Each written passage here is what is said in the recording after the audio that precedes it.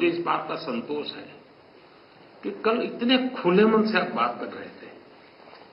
कोई लीपापोती नहीं थी। शांति की बहाली में भारत हर संभव सहयोग करने के लिए तैयार है और मैं भी आपको भी आश्वस्त करता हूं और विश्व समुदाय को भी आश्वस्त करता हूं कि भारत शांति के पक्ष में है।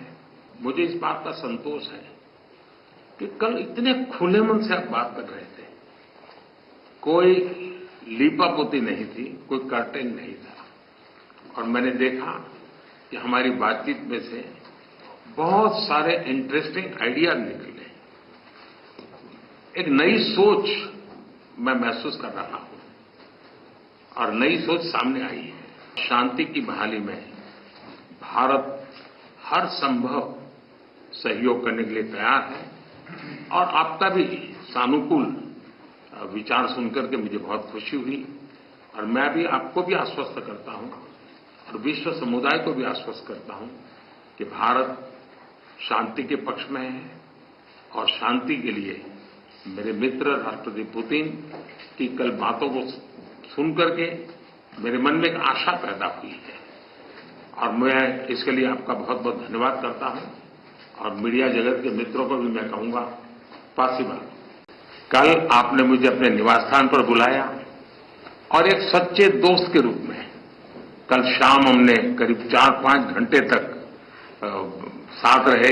अनेक विषयों पर हमने बातें की और मुझे खुशी हुई कि यूक्रेन के विषय में हम दोनों अपने अपने विचार खुले मन से विस्तार से हम उसकी चर्चा कर पाए और बड़े आदर के साथ एक दूसरे के विचारों को हमने सुनने समझने का प्रयास किया। И весь мир дает свое значение этому визиту, как они считают правильно. И вчера в вашей резиденции у нас была прекрасная возможность проводить 4 или 5 часов. Мы в домашней обстановке обсуждали все вопросы. И я очень рад, что и по тематике Украины мы обменивались мнениями в открытом ключе, друг друга с уважением относились к мнению друг друга, и мы спокойно разговаривали.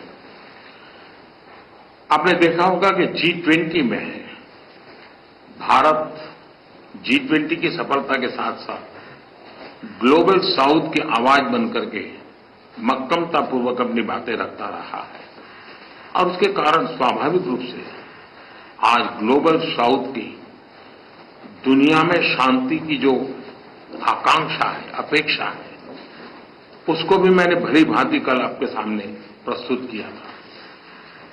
Ваше превосходительство, вы видели в ходе нашего председательства в Большой Двадцатке, Индия предоставила всему мировому сообществу голос стран глобального юга.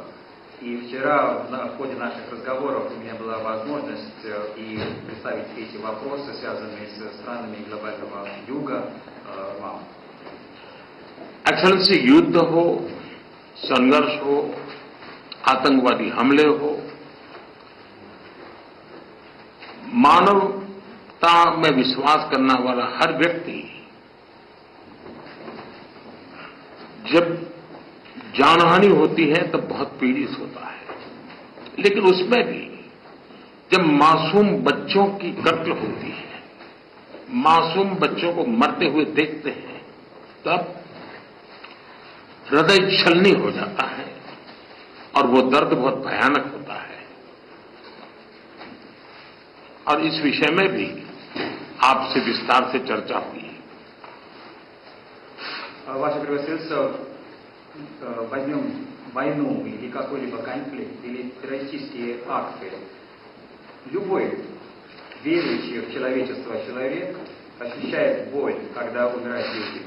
И особенно, когда умирают ни в чем не винные дети. Когда мы ощущаем такую боль, то сердце просто взрывается. И я имел возможность поговорить об этих вопросах с вами вчера.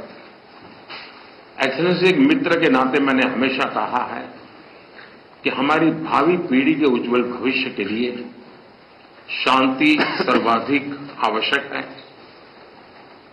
लेकिन मैं ये भी जानता हूं कि युद्ध के मैदान में समाधान संभव नहीं होते हैं। बम, बंदूक और गोलियों के बीच समाधान और शांति वार्ताएं सफल नहीं होती हैं और हमने वार्ता के माध्यम से ही शांति के रास्ते अपनाने होंगे।